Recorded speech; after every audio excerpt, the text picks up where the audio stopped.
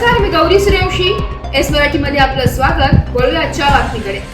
दिंडोरी तालुक्यात व नाशिक जिल्ह्यामध्ये अवकाळी पावसाने थैमान घातले असून सदर परिसरात नुकसान झालेल्या शेतकऱ्यांना पंचनामे करून नुकसान भरपाई देण्याची मागणी स्वाभिमानी शेतकरी संघटनेचे प्रदेशाध्यक्ष संदीप जगताप यांनी चिंचखेड येथे केली आहे.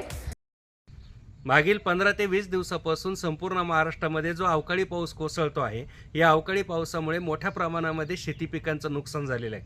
नाशिक जिल्ह्याचा आणि उत्तर महाराष्ट्राचा जर विचार केला तर जे कांदे काढणीला आले होते, अचानक पाऊस सुरू झाला, ते कांदे आज वावरामध्येच सडून गेलेले आहे. संपूर्ण कांद्याचं पीक नष्ट झालेलं आहे. त्याचप्रमाणे भाजीपाल्याचं मोठ्या प्रमाणात नुकसान झालं, द्राक्षाचं मोठ्या प्रमाणामध्ये नुकसान झालेलं आहे. केवळ पिकांचंच नुकसान झालं असं नाही, तर अनेक ठिकाणी विहिरीसुद्धा कोसळलेल्या आहे, म्हणजे विहिरीसुद्धा बुजून गेलेल्या आहे. त्यामुळे शेतकरी मोठ्या प्रमाणात अडचणीत सापडला.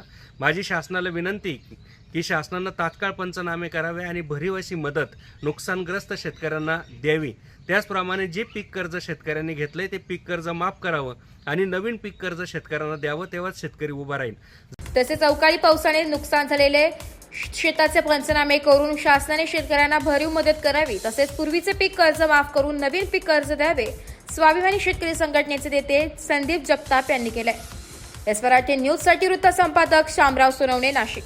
अशाच नवीन ताज्या घडामोडी जाणून घेण्यासाठी आमच्या एस मराठी न्यूज चॅनलला लाईक करा, शेअर करा, सबस्क्राईब करा आणि बेल आयकॉनला क्लिक करायला विसरू नका.